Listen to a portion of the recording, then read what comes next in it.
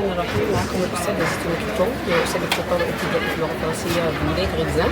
ومتحصلة على شهادة الماستر العام الماضي بجامعة غلزان، وأول صاحبة مشروع في كلية الآداب واللغات بالنسبة لجامعة غلزان، ومتحصلة على أول جائزة في مسابقة التي نظمت العام الماضي في وزارة التربية اللي هي تربية تشالنج 2023، وتحصلنا على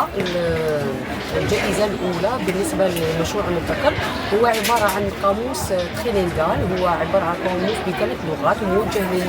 للتلميذ في الطور الابتدائي. لاحظنا أن حاليا أنه المجال المقاولاتية والتطور هذا الإلكترونولوجي والمشاريع المبتكرة والستارت اب في جميع المجالات، في مجال التربية ناقصين شوية. دونك كنا كان عندنا الفكرة أنه لاحظنا أنه بما أن حنايا من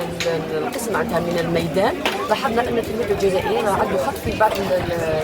اللغات، عنده خط في اللغات بحكم أنه اللغة الإنجليزية انضمت إلى المستوى الابتدائي،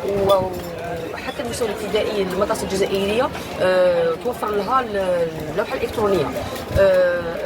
على انه اول مشروع في وزاره التربيه وفي ميدان التربيه، والحمد لله باه نمدوا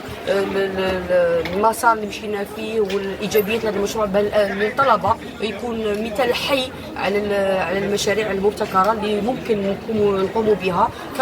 كطلاب عمل علم، اسفه لطلاب علم، وان شاء الله نكون مثال احسن للطلبه للتشجيع والمثابره في هذا الميدان.